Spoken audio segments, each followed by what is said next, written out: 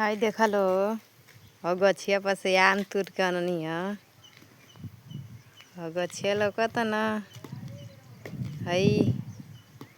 उहे गछिया पे आम रहल वही पर भी बतिया उतिया बावे देखा लो फूल बतिया सब उठौले बा। हम आम तहल के देखावा तनी हाय देखा लो पाकल आम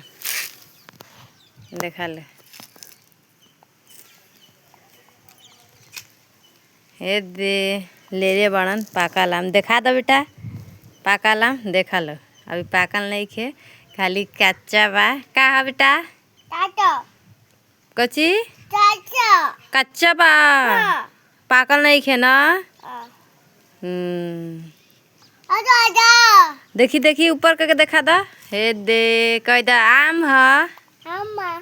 आम काट के खइब कच्चा बा कच्चा बा देखा लो हाँ ठीक बा